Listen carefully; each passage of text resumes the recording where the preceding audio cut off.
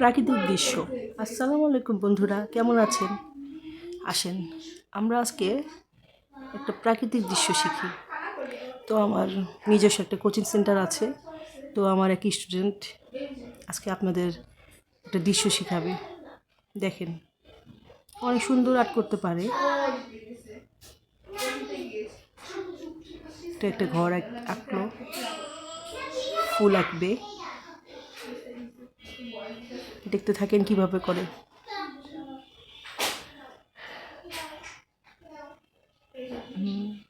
গাছ আঁকা হয়েছে, দেখেন। এখন দেখেন দৃশ্যটা মোটামুটি আঁকা হয়ে গেছে, এখন কালার করছে জল রং দিয়ে। তো আকাশটা নীল কালার করেছে। তারপরে দেখেন ঘর, গাছ সবই এক এক করে কালার করবে, এবং রাস্তা আছে, সুন্দর মতো কালার করবে। দেখেন। আচ্ছা, আপনারা তো সবাই রং করতে পারেন নাকি? জল রং কিন্তু সবাই করতে পারে না। জল রং দিয়ে কাজ করতে গেলে অনেক সময় নষ্ট হয়ে যায়। পেস্টেল কালারটা সবাই ইউজ করতে পারে, কিন্তু জল কালারটা মোটামুটি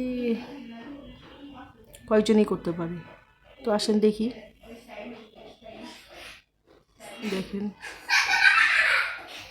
অনেকটাই কাজ হয়ে গেছে। দেখি আমার স্টুডেন্ট আজকে কেমন করে, দেখা যাক। দেখেন কেমন কালার করছে। তো আজকের ওর পরীক্ষা ছিল, ড্রয়িংয়ের এক্সাম আমি নিচ্ছিলাম। তো ওই এক্সামই দিচ্ছে আর কি। তো মাঝে মাঝে বাচ্চাদের পড়াশোনার পাশাপাশি আপনার ড্রয়িংও শেখানো উচিত। তো আমি ড্রয়িং, হ্যান্ডরাইটিং, আরবি শিখা এগুলো বাচ্চাদের আর কি ক্লাসে করিয়ে থাকি। তো দেখেন কেমন করছে, কেমন করে রং করছে। দেখেন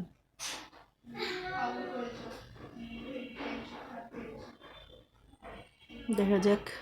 ও শেষ পর্যন্ত আমার কাছে 10-এ পরীক্ষাটা নিচ্ছি, দেখা যাক ও 10-এ কত পায়। তো মাঝে মাঝে কোনো কম্পিটিশনে অংশগ্রহণ করে, দেখা যায় ফার্স্ট সেকেন্ডও হয়। দেখেন গ্রিন কালার ইউজ করছে। আকাশটা ছিল নীল, গ্রিন কালার দিয়েছে নিচে। কিন্তু এই জল রঙটা করার সময় কিন্তু অনেক ধৈর্য সহকারে রং করতে হয়। একটু মিস্টেক হয়ে গেলে আপনার পুরো সিনারিটাই নষ্ট হয়ে যায়।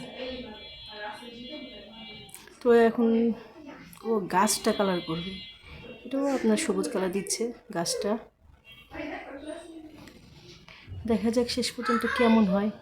আমি এখনও বুঝতে পারছি না ও সম্পূর্ণ সুন্দরভাবে করতে পারবে কি না। তো আমার স্টুডেন্টের নামটা হচ্ছে শাহাদত। ও ক্লাস 8-এ পড়ে। মাশাআল্লাহ, ও অনেক সুন্দর ড্রয়িং করতে পারে। তো দেখা যাক। দেখেন গাছের কালারটা মোটামুটি ভালোই হয়েছে।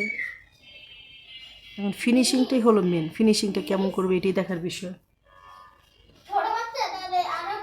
ফিনিশিংটা কেমন করবে এটাই দেখার বিষয়।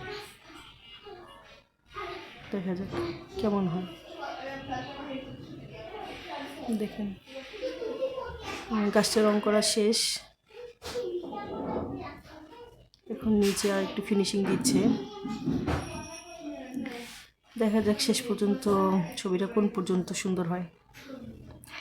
আপনারা সবাই আমার সাথে থাকবেন কিন্তু। দেখি ও চিন্তা করছে কোন কালার দিবে। এক সাইড সম্পূর্ণ হয়ে গেছে, আরেক সাইড বাকি আছে।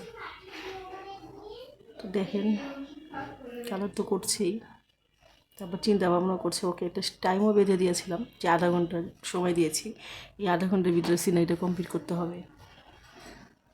আধা ঘন্টা শেষ হয়ে যাবে, যদি কালার সম্পূর্ণ না করতে পারে আমাকে জমা দিয়ে দিতে হবে। যেহেতু পরীক্ষা, এই জন্য একটা সময় মেনটেন করা লাগে।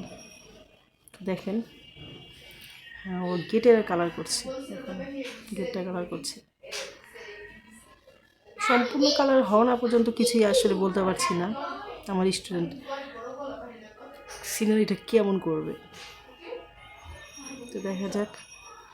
ও আঁকছে আর আমি ওর সামনে বসে আছি। দেখেন তো অনেকটাই কাজ শেষ হয়ে গেছে, আধা ঘন্টা ওতে আজ এখনও 7-8 মিনিট বাকি আছে। তো মনে হয় আধা ঘন্টার ভিতরেই ওই কাজটা শেষ করে ফেলতে পারবে। এই কাজটি সময় নিয়েই করা লাগে। স্কুলে বেশিরভাগ সময় আপনার পেস্টেল কালারটি ব্যবহার করা হয়, কিন্তু জল রঙটা কম্পিটিশনের জন্য যে কোনো অকেশনে এই জল রঙটা ইউজ করলে আপনার খুব ভালো একটা রেজাল্ট পাওয়া যায়। তো দেখেন ও রাস্তা কালার করছে, আমি ওকে কোনো কিছুই বলে দিই নাই যে কোন কালার কোথায় দিবে, বলছি শুধু তোমার ইচ্ছা মতো। দেখা যাক কি করে শেষ পর্যন্ত।